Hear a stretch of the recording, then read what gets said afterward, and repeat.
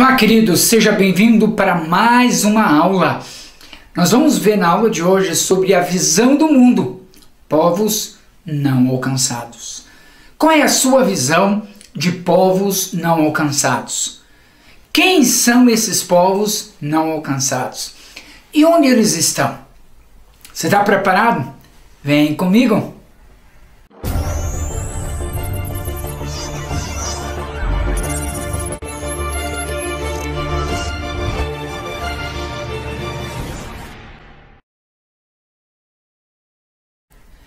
Bem-vindo à visão do mundo. Eu quero começar mostrando aqui 4 textos bíblicos que vão nos ajudar a ter uma perspectiva do Senhor Jesus em termos de ordem e promessa. E o primeiro deles, Mateus capítulo 28, de 18 a 20. Nesse texto, você vai encontrar uma ordem do Senhor Jesus. Ele está dizendo, ide, vá. Mas não é apenas ir. Ele diz ir para fazer o quê? Ele diz, fazei discípulos. Ele diz onde nós devemos fazer discípulos? De todas as nações. Então eu e você precisamos ir e fazer discípulos de todas as nações. Mas nesse texto também existe uma promessa. A promessa de Deus é que ele tem toda a autoridade. A autoridade de Deus é exclusiva. Ninguém tem poder e autoridade, a exousia do Senhor, maior do que ele, ninguém. Então ele tem toda a autoridade. Ele está dizendo que essa autoridade é derramada sobre nós. É a promessa, porque ele tem autoridade, ele repassa, ele derrama sobre nós esta autoridade. O segundo texto, Marcos capítulo 16, versículos 15 a 18. Quais são as ordens do Senhor Jesus? Ele está dizendo para ir, para pregar em todo o mundo e a toda criatura. Então, todo mundo, toda criatura. Essa é a ordem. Eu preciso ir, nós precisamos ir. Mas é uma promessa. Ele está dizendo que existe uma promessa que nós vamos expulsar demônios, que nós falaremos em novas línguas, que se pegarmos em serpente ou algo mortífero bebermos, não nos fará mal, porque há uma proteção, uma blindagem do Senhor sobre nossas vidas. Se nós colocarmos as mãos sobre enfermos, eles serão curados. Então, essa ordem para fazer algo está totalmente conectada, ligada com a bênção, com a autoridade do Senhor Jesus. Terceiro texto, Lucas capítulo 24, dos versos 47 a 49. Ele está dizendo que em seu nome deve pregar o evangelho de arrependimento para a remissão de pecados. Ele está dizendo que em todas as nações deve ser feito isso. Vós sois testemunhas dessas coisas. Então é a ordem. Nós estamos vendo, nós podemos reproduzir, compartilhar e espalhar. E qual é a promessa? Ele está dizendo que envio sobre vós a promessa do meu Pai. Permanecei, pois, na cidade, até que do alto vocês sejam revestidos. Então, eu preciso permanecer até ser revestido da promessa do Pai Celestial. E aí, quando somos revestidos, estamos liberados para compartilhar.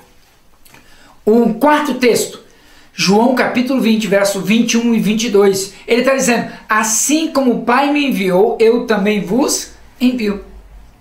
Olha só, na mesma medida, na mesma proporção, na mesma intensidade, a ordem é a mesma, a autoridade é a mesma. E há uma promessa, recebei o Espírito Santo, onde o Senhor sopra sobre os seus discípulos, sobre aquele que conhece a verdade. Mas eu preciso finalizar com um quinto texto bíblico, Atos 1:8. Não poderia deixar de fora, na verdade. Há também uma ordem nesse quinto texto de Atos. Sereis minhas testemunhas, tanto em Jerusalém, Judéia, Samaria, até os confins da terra. Esta é a ordem que a gente deve ser testemunha. Reproduzir diante das pessoas tudo que a gente ouve, tudo que a gente vê e tudo que a gente tem percebido e visto diante dos nossos olhos. Mas é uma promessa: recebereis poder ao descer sobre vós o Espírito Santo. Ele está dizendo, olha, eu vou derramar do meu Espírito, vocês vão receber, vocês vão ser capacitados. Então é muito interessante esses 5 textos bíblicos colocando ordem e promessa do Senhor Jesus. O que nós aprendemos com esses 5 textos? Sereis minhas testemunhas. Esse é o desejo de Deus, é o desafio para o meu e o seu coração. Ser testemunha. É interessante, o resultado de uma vida cheia do Espírito Santo de Deus é testemunhar, é falar daquilo que Deus está fazendo. Eu só devo me preocupar se algo de Deus não está acontecendo. Mas quando eu estou cheio de Deus, eu testemunho. Jesus Cristo nos chama, queridos, para sermos suas testemunhas. Falar daquilo que Ele está fazendo, daquilo que Ele está ministrando, daquilo que Ele está operando no nosso meio e na nossa vida. Onde devemos ser testemunhas do Senhor? O texto já está dizendo. Nessas 4 dimensões. Jerusalém representa a minha cidade. Judeia representa o meu estado. Samaria representa o meu país. E os confins da terra em todos os lugares do mundo. É aí que eu devo testemunhar. Se eu estou na minha cidade, é lá. Se eu estou saindo de uma cidade para outra dentro do meu estado, é lá também. Se eu estou saindo de um estado para o outro estado, principalmente eu devo também testemunhar do Senhor ali. Se eu estou saindo do meu país, também não posso perder a grande oportunidade. E eu devo fazer isso, queridos, simultaneamente. Olha que coisa incrível. Eu preciso fazer nessas 4 áreas, nesses 4 níveis, simultaneamente. Esse é o desafio para mim e para você. Em Atos, capítulo 26, versículo 19, Paulo diz assim para o rei: ó rei Agripa, eu não fui desobediente à visão celestial. Qual é a visão que Deus está te dando? Qual é o direcionamento? Quais são as ordens que Deus está te dando? Você tem sido obediente ou desobediente à visão celestial? Por que isso é importante, queridos? Olha, deixa-me te dizer que no mundo inteiro, nós temos pelo menos 8 bilhões de pessoas. E entre esses 8 bilhões de pessoas, nós temos 3 grupos específicos de pessoas. Grupo A, nós chamamos de alcançado. Esse é o primeiro grupo. São pelo menos 1 bilhão e 500 milhões de pessoas que têm acesso ao Evangelho, que conhecem Jesus Cristo, que já ouviram falar de Jesus Cristo. Eles são alcançados. Protestantes, evangélicos, católicos, são pessoas que têm acesso e pessoas que tomaram uma decisão em caminhar com a vida cristã. Entre esses 8 bilhões de habitantes, no planeta Terra nós temos um segundo grupo. O grupo B, que é aquele que tem acesso ao Evangelho, são pelo menos 4 bilhões de pessoas.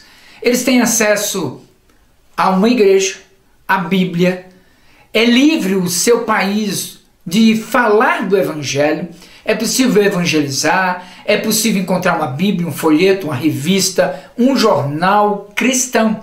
Então, existe acesso, a pessoa pode não desejar conhecer sobre a vida cristã, mas tem acesso. É como no Brasil, tem acesso. Mas existe um terceiro grupo, o grupo C, que a gente chama de não alcançado. São pessoas que não têm acesso, e nós estamos falando de pelo menos 2 bilhões e 500 milhões de pessoas. Elas nunca ouviram falar de Jesus. Você pode acreditar que nos nossos dias, com toda a globalização existente, nós podemos acompanhar uma guerra entre a Rússia e a Ucrânia ao vivo. Mas existem 2 bilhões e 500 milhões de pessoas que não têm acesso ao Evangelho. E aí existe uma expressão chamada janela 1040. Nesta janela, que é 1040 latitude e longitude que envolve 62 países no mundo.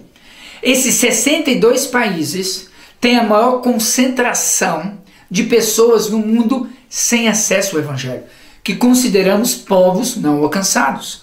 São 2,5 bilhões de pessoas que nunca ouviram falar de Jesus uma única vez. Deixa-me te dar um exemplo para você. Imagina que você tem um iraniano. Esse iraniano aí, imagina que ele deseja conhecer o Evangelho. O que ele precisa fazer? Que atitude, que postura ele precisa ter para conhecer o Evangelho? Vamos simular essa situação em 2 momentos. Pega esse iraniano aqui no Brasil. Imagine ele desejoso de conhecer sobre o Evangelho, sobre Deus, sobre Jesus Cristo, sobre a vida cristã. Aonde ele poderá encontrar isso? Ele poderá ir a uma igreja, ele poderá ler a Bíblia na língua dele, ou em português, ou em muitas outras línguas. Ele terá folheto, revista, ele terá jornal, livros, programas de rádio, programa de TV na sua língua, ou em português, ou em outras línguas, porque aqui tem acesso ao Evangelho. Ele poderá se encontrar com crentes, ele poderá fazer estudos bíblicos, ele poderá tirar todas as suas dúvidas e fazer inúmeras perguntas. Esse iraniano, aqui no Brasil, ele tem acesso ao Evangelho. Ele pode escolher não ter desejo de conhecer, mas ele tem acesso. É uma escolha dele. Agora vamos pegar uma outra situação. Pega esse mesmo iraniano agora no seu país de origem, no Irã. E ele tem um desejo, olha, eu tive um sonho com Isa, com Jesus. E eu queria saber mais sobre o que isso significa. Será que ele vai ter um templo lá no seu país, onde ele vai poder saber como é cultuar? Ele vai encontrar um pastor, um missionário, um crente. O Irã tem 99,96% da sua população é muçulmana, é islâmica. Apenas estrangeiros podem ser aceitos a trabalho, morando lá, de outra religião. Mas esse iraniano, ele não vai ter um pastor, um missionário, ele não vai achar um crente. Dificilmente ele vai achar uma Bíblia na língua dele em que ele possa ler. Ele não vai ter folheto, revista, livro. Ele não vai ter acesso a um programa de TV ou de rádio. Por isso, queridos, que quando falamos que aquela janela 1040, onde tem 62 países, e entre eles está o Irã, é um povo não alcançado. Então é para a gente ter noção. Isso pode acontecer em Bangladesh, em Laos, pode acontecer no Nepal, pode acontecer no Vietnã, em Camboja. Em inúmeros países, dentro da janela 1040, é possível encontrar povos que não têm acesso ao Evangelho de forma alguma. Diante disso, queridos, o que fazer? Como nós podemos resolver? Como nós podemos solucionar toda esta dificuldade? E eu brinco dizendo que todo crente ele precisa ser um eco. Sabe o eco quando a gente fala e vai reproduzindo o mesmo som mais distante? Sim, cada crente ele precisa ser um eco. E eu explico. Enviar, contribuir e orar. Seja eco. Vá reproduzindo isso na sua vida e na vida da sua comunidade. Todo crente, ele precisa ser ensinável e ensinar. Ele precisa ter comunhão e promover comunhão. Ele precisa receber oração. Ele precisa orar, mas ele precisa orar por outras pessoas.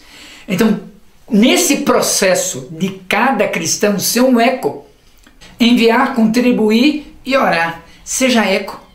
Ele toma algumas ações. Por exemplo, o cristão, a igreja evangélica brasileira, ela precisa enviar mais pessoas preparadas, qualificadas, que fale bem o idioma, que esteja pronto a conhecer e se submeter a uma cultura diferente, muito difícil talvez para adaptação, mas precisamos enviar onde a igreja não pode ir, precisamos enviar aquele que está pronto, aquele que recebeu o chamado para ir e proclamar as boas novas. Mas não é só enviar, ele precisa contribuir, ele precisa pôr a mão no bolso e ele precisa investir financeiramente para aquele que vai, para ele poder descer até aquele campo, sabendo que ele tem o seu sustento e não vai padecer necessidades. Mas ele também precisa da oração, cobertura, a batalha espiritual. Queridos, um campo não alcançado diante de um povo, de uma etnia que não tem acesso ao evangelho, o desafio é muito maior. Aqui na nossa cidade, na sua cidade, você está passando por lutas, você liga para o seu pastor, para amigos em Cristo Jesus para que orem. Mas e o missionário que está num campo missionário? Como é que ele vai fazer? Como ele vai se comunicar? Então a cobertura de oração é fundamental para poder providenciar essa cobertura espiritual para o missionário. Quais são alguns desafios atuais para a nossa vida, para a vida da nossa igreja como crente em Jesus? Meus amados, 22% da população no mundo é islâmica. Faça o cálculo entre 8 bilhões de pessoas, 22% pelo menos, são consideradas islâmicas. 24,8% destes estão na Ásia, 91,2% estão no Oriente Médio e no Norte da África, 29,6% estão na África subsaariana, ali mais ao norte, 6% na Europa e 0,6% na América. O islamismo é o maior povo não cristão, né, que precisa ser alcançado.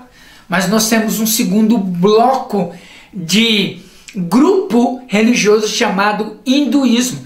15% da população mundial confessa o hinduísmo. 15% das pessoas no mundo inteiro têm essa mesma fé. Mas tem um terceiro grupo que eu quero desafiar o seu coração, que me faz tremer, que me faz chorar. 14% da população no mundo se diz ateu. Você pode imaginar? 14%. Pessoas talvez que ficaram decepcionadas com pessoas, processos e organizações.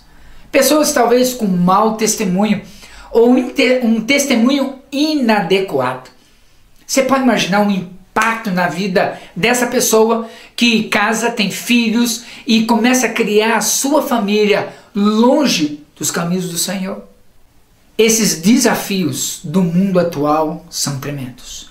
Então nós temos no mundo 28% da população no mundo é considerada cristã, 22% islâmica, 15% hinduísta, 8,5% budista, 12% sem religião e outros, entre eles os ateus, 14%. Olha só o grande desafio. E a ordem é: vá por todo mundo, prega o evangelho, e a promessa é que o Senhor, que tem toda a autoridade, coloca sobre nós o poder, a autoridade, a unção para irmos e simultaneamente na nossa cidade, nosso estado, nosso país e no mundo pregarmos o evangelho. Quero passar para você agora uma imagem do mundo, só que é um mundo diferente do que você pode imaginar. Eu chamo do mundo perseguido. Você sabia que entre os povos não alcançados existem nações, países, para ser preciso, 50. Nesse link você vai achar a relação de 50 países que mais perseguem o cristão no mundo. Você sabia que tem lugares em que as pessoas são torturadas por crer em Jesus? Elas não estão pregando, elas não estão divulgando, mas por crer elas são perseguidas. Tem lugares em que o fato de você ser cristão, você perde o emprego, perde o direito de estar com a sua família, e algum membro da sua família tem direito até de tirar a sua vida. Você pode imaginar lugares assim? Então veja, vou destacar aqui os 5 países em 2022 que mais realiza perseguição ao cristão. Em primeiro lugar, pela primeira vez em mais de 20 anos, o Afeganistão. Com a situação que aconteceu o ano passado e agora, a retomada da Sharia, da lei islâmica, então é o local onde é considerado mais perigoso no mundo hoje, atualmente, para ser cristão, o Afeganistão. Segundo lugar, Coreia do Norte. A Coreia do Norte ficou com pelo menos 20 anos no topo da lista como o número 1 país que mais persegue cristão no mundo. Coreia do Norte. Terceiro lugar, para a Somália. Somália é o país número 3 com maior nível de perseguição a cristão. Você pode imaginar isso? Eu vi de um testemunho de um missionário que, morando próximo à Somália, perto da fronteira, ele contou a seguinte história real, que um missionário, ele foi convidado por um cidadão daquela comunidade a ir até sua casa. Ele foi com um filho de 8 anos. E quando abriu a porta para receber o missionário, ele foi esquartejado na frente do seu filho. Você pode imaginar que cena terrível? Na Somália. Quarto país com maior nível de perseguição a cristão, a Líbia. E o quinto, o Iêmen. São países com nível de perseguição severa a cristãos. Isso nos nossos dias, diante dos nossos olhos. Lá no seu país, é esta lei islâmica que prevalece. Mas quando eles estão fora, eles querem ter a liberdade de poder compartilhar o islamismo que ele crê no seu coração. Quero passar para você 2 links de vídeos, uma lista de igrejas perseguidas que você vai encontrar, e aí está fixando, você pode copiar e assistir e perceber o nível de perseguição que existe nos nossos dias. E o segundo vídeo, que está passando agora, vai mostrar sobre a realidade na Coreia do Norte. É algo para você ter uma noção o que acontece em nossos dias.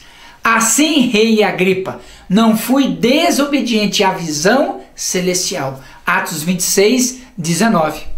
Qual é a visão que Deus está te dando? Diante de tudo isso que você ouviu e aprendeu, o que vai mudar na minha vida, na sua vida? Não seja desobediente à visão que Deus tem te dado. Obedeça. Quero encorajar você para ter 5 atitudes. Primeira atitude, você poderia orar por 5 minutos a partir de hoje pelos povos não alcançados. São 7.000 povos não alcançados no mundo. 7.000 povos não alcançados no mundo. Escolha pelo menos um. Comece a orar por ele. Comece a adotá-lo em oração, para que Deus abra portas, derrube os muros que dificultam e possa enviar missionários até lá, ou que possa trazer imigrantes até nós, para que ouça do Evangelho, para quando ele retornar à sua terra natal, ele possa levar a boa semente do Evangelho. Esse é o primeiro desafio, orar por 5 minutos. Segundo desafio, você poderia preparar uma mensagem para que no próximo mês você pudesse ministrar à igreja sobre a realidade de povos não alcançados no mundo, utilizando testemunhos, imagens, estatísticas. Você poderia compartilhar com a igreja para que ela possa abrir os olhos e entender que o desafio e o grito de socorro é grande, é urgente, é para agora. Terceiro desafio, a sua igreja poderia levantar uma oferta missionária para adotar, por exemplo, uma família de imigrantes venezuelanos, haitianos ou um outro etnia próximo na sua cidade, onde você vai poder acompanhar, onde você vai poder se aproximar e você vai poder talvez ajudar aquela família a viver uma experiência incrível sendo acolhida pela sua comunidade. Você pode pensar nessa possibilidade.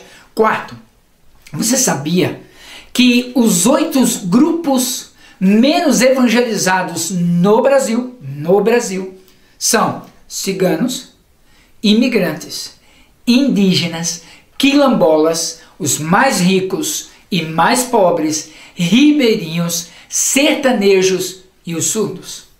Você já imaginou desenvolver um projeto entre esses 8 segmentos menos evangelizados no Brasil? São considerados povos não alcançados dentro da nossa nação brasileira. E por fim, o que eu estou levando desta aula? O que tocou o seu coração?